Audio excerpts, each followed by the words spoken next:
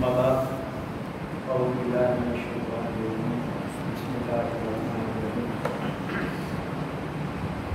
وهذا كتاب أنزلناه مبارك فاتبعوه واتقوا لعلكم ترحمون صدق الله العظيم وصدق رسوله النبي الكريم الحمدللہ شکر و احسان ادا کرتے ہیں اس رب العزت نے ہمیں اپنے نبی صلی اللہ علیہ وسلم کی امت و قرآن میں پیدا کیا اور اپنی بارگاہ میں اپنے کلام کو سمجھنے کی توفیق عطا فرمائی. دعا ہے اللہ ہمیں سمجھنے اور اس پر عمل کرنے کی توفیق عطا فرمائے.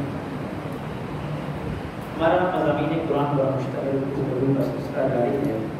آج میں نے سورہ انعام کی آیت نمبر 155 کو تلاوت کیا.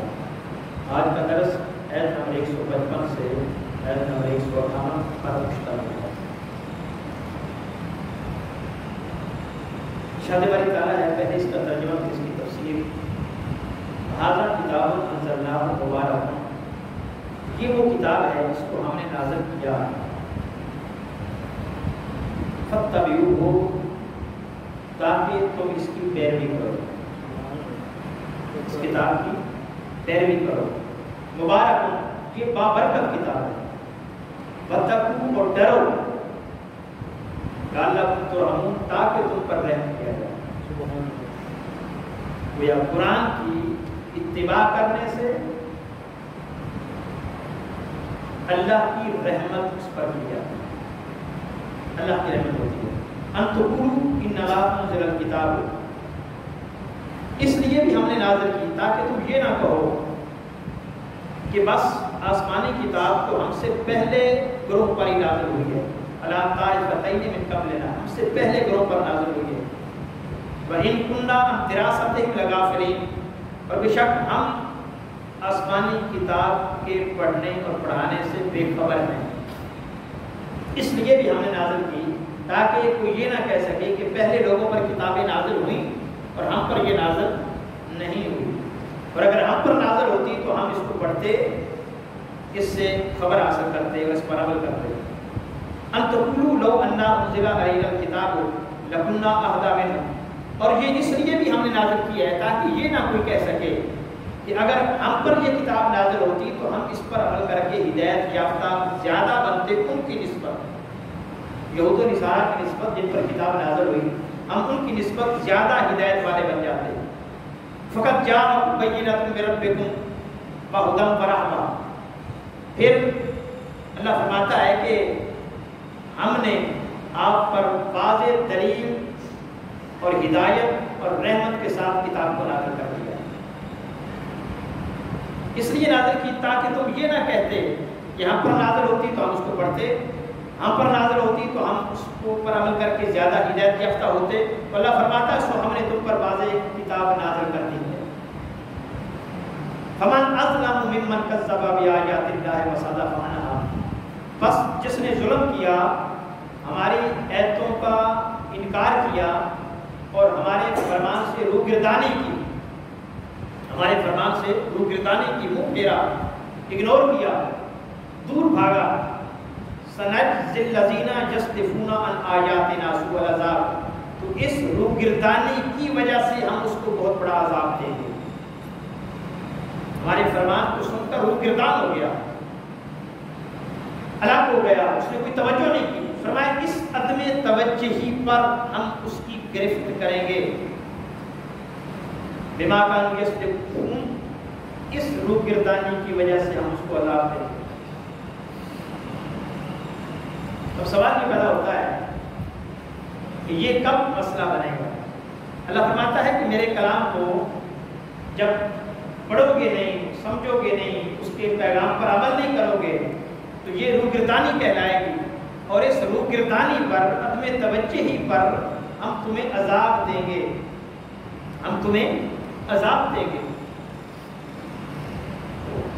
سوال یہ ہے کہ ہم عمل کر رہے ہیں، ہم اس کی طرف توجہ کر رہے ہیں، یا ہم نے بھی قرآن کو پس پشت ڈالا ہوا ہے، ہم نے بھی قرآن کو صرف پڑھنے کی کتاب سمجھا ہوا ہے، سمجھنے کی کتاب ہے، ہم نے اس کو نہیں سمجھا۔ فرمایا ہم اس کو برا عذاب دیں گے۔ هل ينظرون الا ان تأتيهم الملائکۃ، کیا وہ یہ انتظار کر رہے ہیں کہ ہمارے پاس اللہ کی طرف سے فرشتے آئیں؟ ہمارے قرآن پر عمل نہ کرنے کی وجہ ان کی ہاں یہ ہے کہ تب عمل کریں گے جب فرشتے آئیں اللہ کی طرف سے۔ او یات یا ربوں کا، یا خود رب ہمارے پاس آئے گا ہمیں سمجھانے کے لیے۔ او یات یا بعض آیات رب کا، یا اللہ کی خاص نشانیاں اللہ بھیجے گا ہم پر، پھر عمل کریں گے۔ اللہ فرماتے ہیں یوم یاتی بعض آیات رب کا، یاد رکھ لو جب وہ خاص نشانیاں اللہ کی طرف آ گئی نا، لا ينفع نفسا ایمانها، پھر کسی کا ایمان اس کو فائدہ نہیں دے گا۔ وہ جب خاص نشانیاں آ جائیں گی پھر ایمان لانا تمہیں کوئی فائدہ نہیں دے گا۔ ان خاص نشانیوں سے مراد قیامت کے دن کی نشانیاں ہیں۔ جب قیامت دیکھ لیں گے، جب سورج زمین کے قریب ہو جائے گا، قیامت کے دن کی نشانیاں، جب سورج زمین کے قریب ہو جائے گا اور سورج اتنی تپش پیدا کر دے گا کہ وہ شخص اپنے جسم سے بہے ہوئے پسینے میں ڈوب جائے گا۔ روایت میں آتا ہے کہ کسی کی ایڑیاں ڈوبے گی، کوئی گھٹنوں تک ڈوبے گا پھر اپنے اپنے اعمال کے باعث، کسی کا دھڑ ڈوب جائے گا، کوئی گردن تک ڈوبے گا اور کوئی سارا ہی اپنے پسینے میں ڈوب جائے گا۔ سورج اتنی تپش دے گا قیامت کے دن، تو فرمایا پھر اس دن کا ماننا تمہارے کام نہیں آئے گا۔ آج لے ان کی پناہ، آج مدد مانگ ان سے، کل نہ مانے گا قیامت کو کر مان گیا۔ جب تو سب کچھ دیکھ کر مانے گا پھر ادھر سے نہیں مانا جائے گا۔ یہ فرعون نے بھی کہا تھا، جب ساری زندگی موسیٰ علیہ السلام کو مخالفت کرتا رہا، دشمنی کرتا رہا، آپ کو جادوگر کہن کہتا رہا، آپ سے توجہ چہرہ ہٹاتا رہا، پھر جب گرفت آئی اللہ جل مجدہ نے فرمایا ہم نے فرعون اور اس کے لشکر کو سمندر میں پھینک دیا۔ جب سمندر میں ڈوبنے لگا تو کہا آمنت تو میرے بے موسیٰ و ہارون، میں موسیٰ اور ہارون کے رب پر ایمان لایا۔ فرمایا اب نہیں، اب سب کچھ دیکھ چکا ہے، اب نشانیاں واضح آ گئی ہیں، اب تیرا ایمان لانا تجھے کوئی فائدہ نہیں دے گا۔ تو یہاں بھی اللہ جل مجدہ فرماتے ہیں کہ اب انتظار نہ کرو، اس بات کا انتظار کرتے ہو کہ فرشتے آ کر ہمیں بتائیں یا اللہ خود آ کر ہمیں بتائے، قرآن نے کہا، یا اللہ کی طرف سے خاص نشانیاں آئیں پھر عمل کریں گے، اور میں پھر اگر کرو گے تو پھر تمہیں فائدہ نہیں ہوگا۔ قُلِ انتظروا، جملہ دیکھیں اللہ کیا فرماتا ہے، فرمایا بس میرے حبیب ان کو کہہ دو کہ انتظار کرو، پھر اگر نہیں نہ ماننا پھر انتظار کرو، اِنَّا مُنتَظِرُونَ، ہم بھی انتظار کرتے ہیں۔ جیسے ہم کہتے ہیں بھائی پھر دیکھو پھر کیا بنتا ہے، پھر دیکھ لیں گے، اللہ فرماتا ہے پھر ان سے کہو کہ انتظار کریں، ہم بھی انتظار کرتے ہیں، پھر پتہ چلے گا کیا بنتا ہے۔ تو یہاں پہ قیامت کی نشانیوں کا ذکر کیا کہ ان نشانیوں کو دیکھنے کے لیے یہ انتظار کیے بیٹھے ہیں کہ وہ آئیں گی، ہم دیکھیں گے پھر عمل کریں گے۔ تو وہ جب خاص نشانیاں آئیں گی تب عمل کوئی فائدہ نہیں پہنچائے گا۔ ایک عام نشانیاں ہیں، اگر ان کا پتہ چل جائے اور آدمی توبہ کر لے تو یہ فائدہ مل سکتا ہے۔ حضور نے قرب قیامت کی نشانیاں، قیامت کی نشانیاں جب آ گئی تو پھر نہیں، قرب قیامت کی نشانیاں جب آ جائیں پھر انسان توبہ کرے، اس کی توبہ قبول ہو سکتی ہے۔ اب قرب قیامت کی نشانیاں حدیث میں میرے نبی مکرم نے بتا دی۔ حضرت علی المرتضیٰ رضی اللہ تعالیٰ عنہ سے مروی 30 نشانیاں ہیں، دیگر صحابہ سے بھی مروی ہیں۔ ہمارے ہاں حضرت علی المرتضیٰ رضی اللہ تعالیٰ عنہ سے جو مروی روایت ہیں وہ کم بیان کی جاتی ہیں کیونکہ ان کا کوئی مجموعہ زیادہ نہیں ملتا۔ اب اس پر ایک شخصیت کام کر رہی ہے جس کا نام پروفیسر ڈاکٹر طاہر القادری ہے۔ آپ حیران ہوں گے کہ کتنا بڑا کام ہے۔ حضرت علی المرتضیٰ رضی اللہ تعالیٰ عنہ سے روایت کی گئی حدیثیں 10,000 اکٹھی کر رہے ہیں، وہ انڈر پروسیس ہیں، 10,000 مروی روایات حضرت علی المرتضیٰ رضی اللہ تعالیٰ عنہ۔ یہ بخاری اور مسلم میں 7,000 روایات ہیں کم و بیش تکرار نکال کر 7,000 کے قریب. تو ہماری ساری بنیاد ہم سمجھتے ہیں کہ دین سارا اسی پر مشتمل ہے. نہیں، آقا علیہ السلام کے فرامین تو بہت زیادہ ہیں، لاکھوں کی تعداد میں. حافظ جیسے حافظ قرآن ہوتا ہے، اسی طرح ایک ٹرم چلتی ہے حافظ الحدیث کی.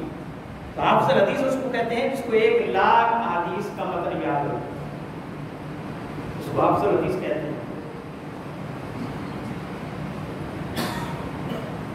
1,00,000 احادیث. یہ بکھی شریف میں مولانا جلال الدین صاحب، یہ جن کے بیٹے محفوظ الرحمان اشدی، وہ اب لاسٹ گورنمنٹ میں MP تھے، ان کے ایک بیٹے ہیں عرفان شاہ صاحب، بہت بڑے اسکالر مقرر ہیں.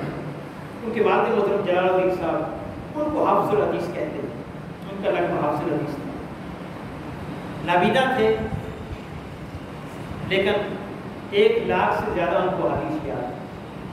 شیخ الحدیث تھے، حدیث پڑھاتے تھے، دیکھ کر نہیں زبانی. حافظ الحدیث کو ہوتا ہے جس کو 1,00,000 حدیث یاد ہو. میں نے کہا صرف بخاری اور مسلم شریف کی حدیث اسلام نہیں ہے، اس سے آگے بھی حدیثیں ہیں. تو 10,000 حدیث تو حضرت علی بن مرتضیٰ رضی اللہ تعالیٰ سے کبھی جو آ رہی ہیں، شاید اگلے سال منظریام پر آ جائیں. تو 30 روایات ہیں حضرت علی بن مرتضیٰ سے جو قرب قیامت کی نشانیوں میں سے ہیں. ان میں سے چند میں آپ کے سامنے رکھوں گا. آپ اندازہ کریں کہ سب سے زیادہ عرصہ حضرت علی بن مرتضیٰ نے حضور کی بارگاہ میں گزارا ہے.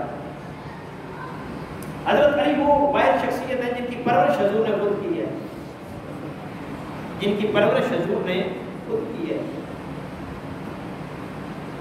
بچپن سے لے کر جوانی تک میرے آقا علیہ السلام کے ساتھ رہے.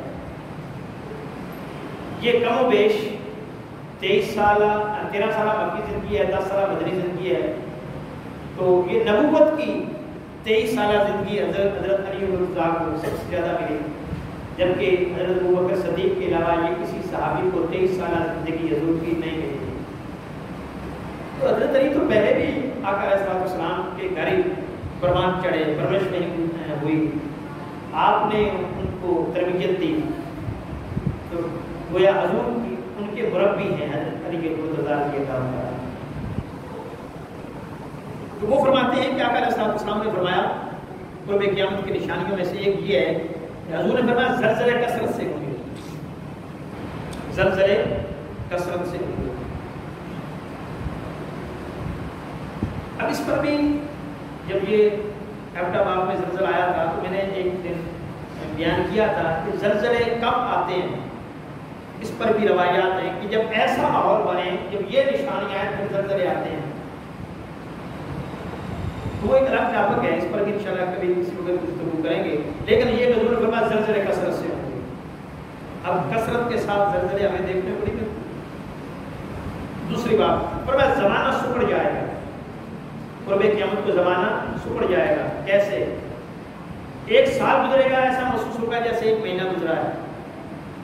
مہینہ ہفتے کی طرح گزرے گا، ہفتہ یہ محسوس ہوگا. گھنٹے تو 24 دن کے رہیں گے لیکن فیل ایسے ہوگا. اب جب رمضان آتا ہے تو ہمیں پتہ وہ رمضان آ بھی گیا، فیل نہیں ہوتا. مہینہ گزر جائے تو پتہ ہی نہیں چلتا، ہفتہ گزر جائے جمعے کا پتہ ہی نہیں چلتا، جمعہ آ جاتا ہے. تو یہ پتہ کا نہ چلنا یہ قرب قیامت کی نشانیاں ہیں. اس کو کہا کہ زمانہ سکڑ جائے گا، فیل ایسا ہوگا کہ زمانہ معلوم ہو جائے گا. تو پھر اس کے بعد فرمایا فتنے کثرت سے ہوں گے. اب کثرت کے ساتھ فتنے اب ہمارے زندگی میں ہمیں دیکھنے کو ملتے ہیں. قتل و غارت کی کثرت ہے، لڑائی جھگڑے کی کثرت ہے، گھر میں ناچاکیوں کی کثرت ہے، پڑوس کے ساتھ بدسلوکی کی کثرت ہے، رشتہ داروں کی آپس میں نہیں بنتی. یہ فتنے ہیں سارے. تو میرے آقا نے فرمایا فتنے کثرت کے ساتھ ہوں گے. اور پھر حضور نے فرمایا قتل کی کثرت ہوگی، قتل کثرت سے ہوں گے. نہ قاتل کو پتہ ہوگا میں اس کو کیوں قتل کر رہا ہوں، روایت نہ مقتول کو پتہ ہوگا مجھے کیوں قتل کر رہا ہے. یہ اب یہ جو اجرت پر قاتل لیے جاتے ہیں ان کو بھی نہیں پتہ ہوتا ہے اس بیچارے کا جرم کیا ہے. اس کو تو یہ غرض ہوتی ہے مجھے پیسے ملے ہیں، میرے پیسوں کی وجہ سے کرنا. مقتول کو بھی نہیں پتہ ہوتا یہ شخص مجھے کیوں قتل کر رہا ہے، اس کا میں نے کچھ نہیں بگاڑا. تو کثرت کے ساتھ قتل، اجرتی قاتل کر رہے ہیں، یہ قرب قیامت کی نشانی ہے۔ پولیس کو استعمال کرتے ہیں لوگ حکمران اپنے مفادات کے لیے۔ یہ ماڈل ٹاؤن کا ثانیہ جو ہے اس بہت بڑی مثال ہے اس پر۔ وہاں مقتولوں کو نہیں پتا تھا کہ قتل کیا گیا، کوئی مقصد ہی بظاہر نہیں تھا، مقاصد کچھ اور تھے، پولیس کو استعمال کیا گیا ایک دہشت اور خوف کا منظر پیش کرنے کے لیے۔ مقاصد یہ نہیں تھا کو مارنا، مقاصد جانا تھا، کچھ اور حاصل کرنا تھا۔ تو مقتول کو پتہ ہی نہیں ہوگا مجھے کیوں قتل کیا جا رہا ہے۔ حضور نے فرمایا قرب قیامت۔ پھر اس کے بعد فرمایا مغرب کے لوگ غالب آئیں گے۔ تو اب سارا مغرب چھایا ہوا ہے، مغرب یہ برطانیہ، یہ یورپ، یہ امریکہ، یہ مغرب ہے۔ مغرب مشرق پر چھا گیا کہ ہمارے حکمران، مشرقی حکمران بیچارے یہ ہاتھ باندھ کے کر کے سامنے کھڑے نہیں ہوتے، تحفے تحف دیتے ہیں، غلامی کی زندگی گزار رہے ہیں، اپنے ملک کے حاکم ہیں لیکن وہاں جا کر پر محکوم نظر آتے ہیں۔ یہ عمران خان نے اچھا سٹیپ لیا ہے، جرت کے ساتھ بات کرتا ہے، ہم اس کی جرت کو داد دیتے ہیں۔ باقی اختلافات ہو سکتے ہیں شخصیت سے، لیکن جھکتا نہیں، ڈرتا نہیں، شجاعت کا بہتر نظر آتا ہے، بات جو اپنی ہے وہ دھڑکے سے کرتا ہے۔ یہ اچھی بات ہے، ایسے ہی کرنے چاہیے سارے حکمرانوں، اور پھر وہ بھی عزت دیتے ہیں۔ تو فرمایا کہ مغرب کے لوگ غالب آئیں گے، وہ جب چاہتے ہیں، جیسے چاہتے ہیں، جہاں چاہتے ہیں بمباری کر دیتے ہیں، کوئی روکنے والا نہیں۔ چودھری ہے وہ۔ عراق پر کیوں حملہ کیا؟ کوئی ریزن سامنے آئی؟ افغانستان پر کیوں کیا؟ کوئی ریزن ملی؟ ایران کو کیوں دکھاتے ہیں دوسرے ہر روز؟ یہ کیا ہے؟ وہ چودھری ہیں، چودھری کا کام ہوتا ہے جب چاہے جو چاہے وہ کرے، سو وہ کر رہے ہیں۔ تو کثرت کے ساتھ آقا نے فرمایا مغرب غالب آئے گا مسلمانوں پر، یہ نشانی پوری ہو رہی ہے۔ حضور فرمایا دلوں میں پھوٹ پڑ جائے گی، لوگ بظاہر اخلاق سے ملیں گے، آقا نے فرمایا دل بھیڑیے سے بھی سخت ہوں گے لوگوں کے، بظاہر اخلاق سے ملیں گے لوگ۔ اب کیا ہے؟ مسکرا کر ملتے ہیں، اندر کا نہیں پتا کیا ہوتا ہے، حسد کھائے جا رہا ہے، بغض کھائے جا رہا ہے، اناد کھائے جا رہا ہے۔ کوئی ترقی کر رہے تو اس کی ترقی بھاتی بھی رشتہ داروں کو، تاکہ بھائی بھائی کے اندر یہ بگاڑ پیدا ہو گئی ہے۔ بظاہر ملتے ہیں مسکرا کے، لیکن دل بھیڑیے سے بھی بدتر ہے، سخت ہے، منافقت سرے عام ہے۔ اور فرمایا عورتیں مردوں کے مشابہ ہوں گی، مردوں اور عورتوں میں کام کرنے میں کوئی فرق نظر نہیں آئے گا۔ یورپین کنٹریز اور بغیر میں تو یہ کلچر کئی سالوں سے ہے، ہمارے یہاں بھی تیزی کے ساتھ فروغ پا رہا ہے۔ ہم نے کبھی سوچا بھی نہیں تھا کہ ہمارے آپس میں عورتیں کام کریں گی، سوائے ٹیچنگ کے عورتوں کا کوئی شعبہ نہیں تھا۔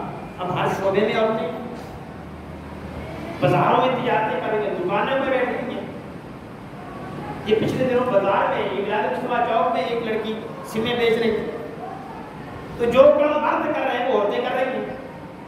عورتوں اور مرد میں فرق ختم ہو جائے گا۔ یہ قرب قیامت کی نشانی میں سے ایک نشانی ہے۔ پھر ظاہر ہے اس کے نتائج جو نکلنے تھے یا نکلنے چاہیے وہ نکل رہے ہیں۔ عورتوں کا مردوں کے ساتھ اختلاط، جو اس کے نتائج نکلنے تھے وہ نکل رہے ہیں۔ معاشرہ بے رحمی کا شکار ہے، بے حیائی سرے عام ہو رہی ہے، فحاشی عریانی، یہ کثرت کے ساتھ جو غلط کاریاں ہو رہی ہیں، زیادتیاں ہو رہی ہیں، یہ اسی کے نتیجے ہیں۔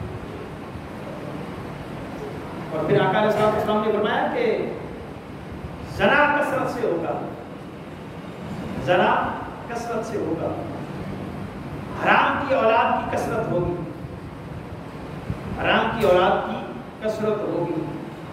حضور نبی مکرم صلی اللہ علیہ وسلم کا فرمان ہے کہ زنا سے بچو ورنہ یہ تمہارے گھر میں لوٹے گا، یہ تمہارے گھر میں لوٹ کر رہے گا۔ آقا علیہ السلام آگے متنبہ کرے اگرچہ تم اپنی دیواروں کو اونچا ہی کیوں نہ کر دو کہ میرے گھر میں کسی کی نظر نہیں پڑے گی، نہیں پڑے گی، یہ قرض ہے تم نے زندگی میں ادا کرنا ہی کرنا ہے۔ اگر کسی کے ساتھ بدکاری کی ہے، وہ بیٹی کے ذریعے قرض اترے، وہ بہن کے ذریعے اترے، وہ بیوی کے ذریعے اترے، وہ ماں کے ذریعے اترے، اترے گا۔ آقا علیہ السلام نے فرما دیا یہ قرض ہے جو تم سے لیا جائے گا، اگرچہ تم اپنی دیواروں میں اونچی کیوں نہ کرو۔ فرمایا زنا کثرت سے ہوگا قرب قیامت کو۔ مواقع چونکہ بہت مل رہے ہیں ہمارے معاشرے میں، نکاح کرنا جہاں مشکل ہے، زنا کرنا مشکل بدکاری بہت آسان ہو گئی ہے، نکاح بہت مشکل ہو گیا، اس لیے دوسری شادی کا کلچر نہیں، کیونکہ بدکاری کا موقع خوب ہے۔ اور آقا علیہ السلام نے فرمایا، اسی سے ریلیٹڈ روایت ہے، میرے حضور نے فرمایا کہ دعوتیں عام ہوں گی اور لوگوں کی دعوت کھانے پر کریں گے تو عورتوں کو پیش کریں گے، ساتھ عورتیں پیش کی جائیں گی۔ یہ بڑوں کے یہاں کلچر ہے، اور ہوٹلوں میں ایسا نہیں ہوتا، ہوٹلوں میں ایسا ہوتا ہے، بڑے بڑے ہوٹلوں میں عورتیں پیش کی جاتی ہیں، وہ پوچھتی ہیں ویٹر باقاعدہ کہ کچھ اور مال بھی چاہیے، وہ کہتے ہیں وہ آتا ہے، سارا کچھ چلتا ہے، ہمارے پاکستان میں بھی چلتا ہے۔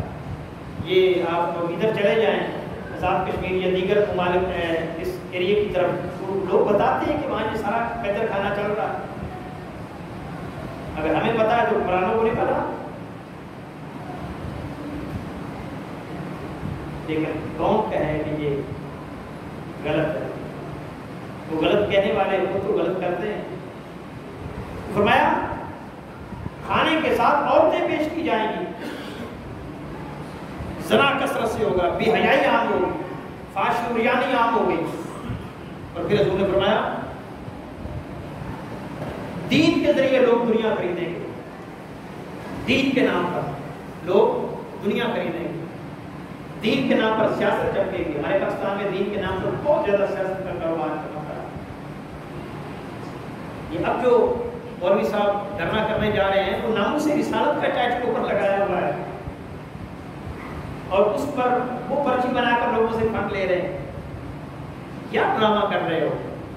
یہ دورنگی کیوں ہے ہمارے یہاں؟ ہم اس کو کنڈم، اس سے نفرت کیوں نہیں کر رہے؟ سیدھی اور جو تمہارا مقصد ہے وہ سامنے رکھو لوگوں کے ساتھ، جس کا دل چاہے گا تمہارا ساتھ دے گا، جس کا دل چاہے گا۔ یہ منافقت دھوکہ نہیں کر رہے ہو، یہ دوہرا گناہ کرتے ہو۔ ایک مثال تھی، سارے ہی ایسے کر رہے ہیں ماشاءاللہ۔ اور پھر حضور نے فرمایا ہمارا مولوی طبقہ جو ہے اس کے بارے میں آقا علیہ السلام نے فرمایا لوگ قرآن ریا دکھاوے کے لیے گا کے پڑھیں گے پیسوں کی خاطر۔ کیا ہے چل نہیں رہا؟ نعت خوانی کو کیا نام دیں گے؟ اگر پیسے نہ دیں تو پھر نعت خوانی کو جاری رکھے گا؟ یہ 50-50 60 ہزار کی حکومت ہوتی ہے، پیسے نہ دیں تو آئے گا آپ کے پاس؟ یہ مولوی جو مشہور ہو گئے ہیں جن کا آواز ذرا اچھا ہے، وہ بات کرنے کا سلیقہ جانتے ہیں، ایکٹنگ کرتے ہیں، یوں کہہ لیں ایکٹنگ اچھی کر لیتے ہیں، وہ 50-50 ہزار مانگتے ہیں، 20-20 ہزار مانگتے ہیں چھوٹے لیول کو، تو یہ دین کی خدمت کرنے جاتے ہیں۔ اور جس محفل میں وہ آتے ہیں اس محفل کا ارینج کہاں سے ہوتا ہے؟ اس میں حرام کی کمائی شامل نہیں ہوتی؟ جس میں فنڈنگ کرتے ہیں ان کا رزق حلال کا ہوتا ہے؟ کثرت کے ساتھ محافل میلاد کی کوٹیاں سر عام لگی ہوتی ہیں، بجلی چوری کر رہے ہوتے ہیں وہ لوگ، ان کو نماز کا نہیں پتا کہ نماز کا وقت آ گیا ہے، وہ بیچارے پراگرام سمجھتے ہیں کہ درمیان میں نماز آتی ہے، کاش یہ نماز درمیان میں نہ آتی، ہماری وقت جاری رہتی۔ یہ دین کی خدمت ہو رہی ہے۔ ختم پہ لوگ آتے ہیں، نماز نہیں پڑھتے، ختم پہ بیٹھ جاتے ہیں، زور کے بعد ختم ہے نماز میں باہر انتظار کرتے رہتے ہیں بھائی نماز ہوگی تو جائیں گے، نہیں ہوتا ایسا۔ جنازے پہ لوگ آتے ہیں اور کہتے ہیں مغرب کے بعد جنازہ ہے، لوگ مسجد میں نماز پڑھنے نہیں آتے، جنازے کا انتظار کرتے رہتے ہیں کہ نماز پڑھ کر لوگ نکلیں گے تو ہم بھی شامل ہو جائیں گے ساتھ۔ یہ کیا ہے؟ یہ دین ہے؟ اس جنازہ پڑھنے کا بھی فائدہ کیا ہوگا؟ ابھی آپ کو تو ہو جائے گا، وہ سمجھ جائے گا کہ میری دل جوئی کے لیے وہ مہمان آیا ہے، مرنے والے اس کو کیا فائدہ ہوگا؟ آپ کی مانگی ہوئی دعا پھر قبول ہو جائے گی۔ خدا کا خوف کرنا چاہیے، بھائی ویسے نہیں پڑھتے تو اس دن تو پڑھو، دعا کرنی ہے اللہ کی بارگاہ میں کہ باری تعالیٰ اس کی بخشش فرما دے، اس دن تو حیا کر لینا چاہیے۔ ہر کام کو ہم نے رسم بنا دیا، دین کی قدروں کو بھی رسم بنا دیا۔ اور پھر آقا علیہ السلام نے فرمایا کہ علم اٹھا لیا جائے گا، علم اٹھا لیا جائے گا۔ ایک صحابی پاس بیٹھے تو یا رسول اللہ علم کیسے اٹھا لیا جائے گا جبکہ ہمارے پاس یہ قرآن نہیں ہوگا؟ پھر آقا علیہ السلام نے فرمایا قرآن لوگ پڑھیں گے لیکن قرآن پر عمل کرنے والے لوگ نظر نہیں آئیں گے۔ ھذا کتاب انزلناہ، مبارک یہ بابرکت کتاب ہم نے نازل کی ہے اس لیے کہ فتبعوا اس کی پیروی کرو، اس کی اتباع کرو۔ لوگ قرآن پڑھیں گے لیکن قرآن کا پتہ ہی نہیں ہوگا قرآن کیا کہہ رہا ہے، اور ہم نے تو الا ماشاءاللہ قرآن کو وہ اہمیت ہی نہیں دی۔ ہم قرآن غلاف میں رکھنے کے لیے، گھر میں برکت کے لیے رکھتے ہیں قرآن، کہ جس گھر میں قرآن نہیں ہوگا وہاں برکت کیسے آئے گی؟ تو وہ برکت کے سور کے لیے گھر میں قرآن رکھتے ہیں، وہ بھی غلاف میں پیک کر کے اونچی جگہ پہ کہ برکت آ جائے۔ قرآن کو صرف چومنے کے لیے ہم نے سمجھ لیا ہے، قرآن چومنے والی کتاب ہے، صرف پڑھنے والی کتاب ہے قرآن، ہم نے یہ سمجھ لیا۔ صرف بیٹی جا رہی ہے اس کو جہیز میں قرآن ہم نے دینا، ہم نے یہ سمجھ لیا۔ بیٹی کو گھر سے رخصت کرنا ہے تو اس کے سر پہ قرآن کا سایہ کرنا ہے، برکت حاصل ہو جائے۔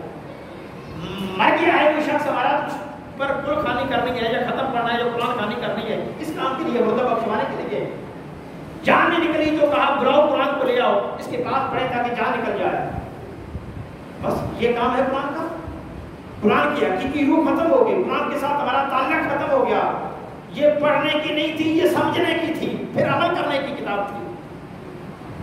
یہ قرآن مردہ بخشنے کے لیے، بخشوانے کے لیے نہیں تھی صرف، یہ قرآن کردار کو بدلنے کے لیے تھی، یہ مردہ ضمیروں کو زندہ کرنے والی کتاب تھی،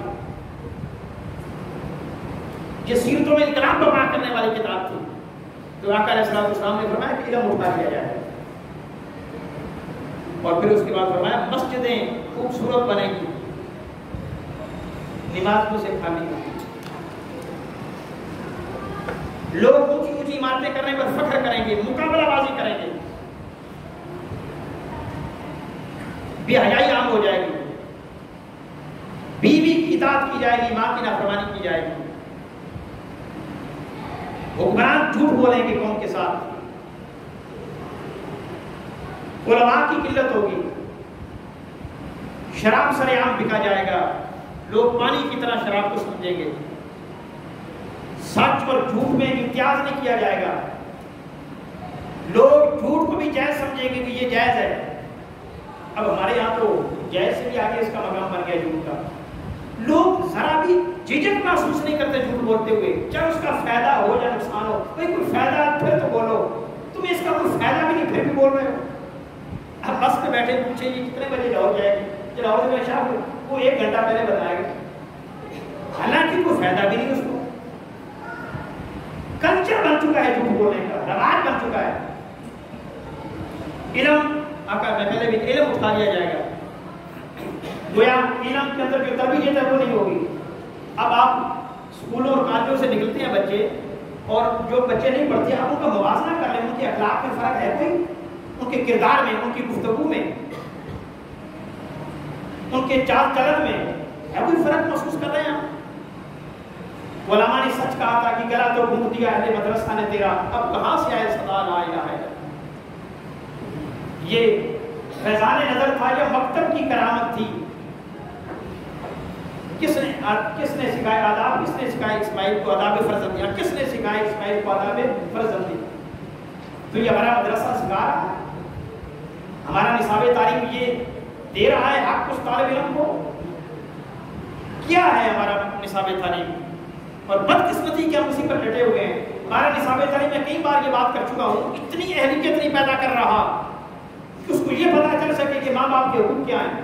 حضور نے فرمایا کثرت کے ساتھ طلاقیں ہوں گی قرب قیامت کی نشانیوں میں سے، اور علم ہماری اولاد کو نہیں ہے، ہماری بچی جا رہی ہے وہ کسی کی بہو بننے کے لیے جا رہی ہے، بیٹی بیوی بننے کے لیے جا رہی ہے، اس کو یہ نہیں پتا کہ مرد کے حقوق کیا ہیں، مرد کا مقام کیا اس کو نہیں پتا۔ ہمارے نصاب تعلیم نے اس کو سکھایا تک نہیں، اس کو سمجھایا تک نہیں، بتایا تک نہیں، شوہر کو نہیں پتا کہ میرے کیا حقوق ہیں، ان پر کیا فرائض ہیں، اس کو نہیں پتا۔ وہ جو چل رہا ہے وہ چل رہا ہے، اس کی وجہ سے طلاق کثرت کے ساتھ ہے، گھر میں ناچاکیاں ہیں، بچے پیدا ہوتے ہیں تو مجبوراً زندگی گزارتے ہیں بچوں کی خاطر، ورنہ دلوں کا جوڑ نہیں بنتا الا ماشاءاللہ، کیونکہ پتہ ہی اپنے اپنی ذمہ داری کا، شاید پتہ ہوتا تو یہ کیفیت نہ ہوتی گھروں میں جو ہے۔ اولاد کو والدین کے مقام کا نہیں پتا، والدین کو اولاد کی ذمہ داریوں کا نہیں پتا، یہ نصاب تعلیم ہمیں دے رہا ہے۔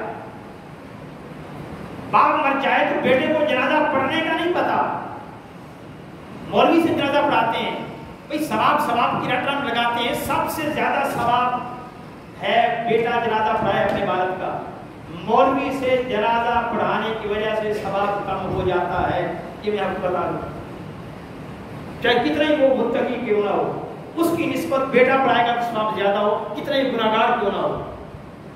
باپ پڑھائے گا بیٹے کا تو یہ زیادہ ثواب ہے۔ پھر اس کے بعد درجہ بدرجہ رشتہ دار آتے ہیں، وہ ان کا جنازہ پڑھائے، ثواب اس میں زیادہ ہے۔ مولوی سے جنازہ پڑھانے کا ثواب نہیں ہے، مولوی کی تو کوئی حیثیت ہی نہیں، جنازہ اس کی ذمہ داری ہی نہیں ہے، ہم نے ساری ذمہ داری اس پہ ڈال دی ہے بیچارے پر۔ ہم نے مولوی کو رکھا ہوا اس لیے کہ ہمارے جنازے پڑھائے، نہیں یہ تمہارے نصاب تعلیم کی کمی ہے کہ اس نے اہلیت نہیں پیدا کی کہ تم جنازہ پڑھا سکو۔ بچہ پیدا ہو جائے مولوی کو تلاش کرتی ہیں، یہ اہلیت نہیں دے رہا یہ تمہارا مدرسہ کہ بچے کے کان میں اذان پڑھ سکے، اذان کی کبھی پریکٹس نہیں کی۔ آپ کہیں گے یہ تو دینی معاملات ہیں، ہم دین سے دور ہیں، دنیاوی علم ہمارے پاس بہت ہے، تو دنیاوی خاک ہے، یہ کیا ہے ہمیں نہیں پتا۔ ہمارا نصاب تعلیم ہمیں نہیں بتاتا کہ بجلی کا نیو کنیکشن کیسے لگوانا ہے، پتا ہے؟ ہم سارا ڈھونڈتے ہیں، پھر اس کو پیسے دیتے ہیں، رشوت دیتے ہیں، وہ سروس چارج کے طور پر پیسے لے کر میٹر لگا دیتا ہے۔ سوئی گیس کی میٹر کا ہمیں نہیں اندازہ کہ کیسے لگانا ہے، درخواست دے دیں، 2 سال کے بعد وہ اپلیکیشن نہیں نکلتی، یہ ہمیں اندازہ ہے، ہمیں پتہ ہی نہیں کہ اس کو سروس ضوابط کیا ہے۔ یہی کسی سلیبس میں رکھ دیے جاتے کہ میٹر نیو کنیکشن کیسے لگوانا ہے، میٹر ڈیڈ ہو جائے اس کو ریپلائی کیسے کروانا ہے، RCO کیسے کرنا ہے، اس کا DCO کب ہونا ہے، کتنی اماؤنٹ پر تمہارا میٹر لین میں نے کاٹ دینا ہے، ہمیں پتہ ہی نہیں۔ پہلی سے لے کر 16ویں تک کسی جگہ پہ یہ ٹاپک ہی نہیں چھیڑا گیا، اندھیرے میں رکھا ہوا ہے، یہ جان بوجھ کر سازش ہے تاکہ یہ قوم اندھیرے میں رہے، اس پر جو ظلم ہوتا رہے، جبر ہوتا رہے، یہ کھڑے نہ ہو سکے کسی کے سامنے کہ اصول یہ تھا، اصول کے خلاف کر رہے ہو۔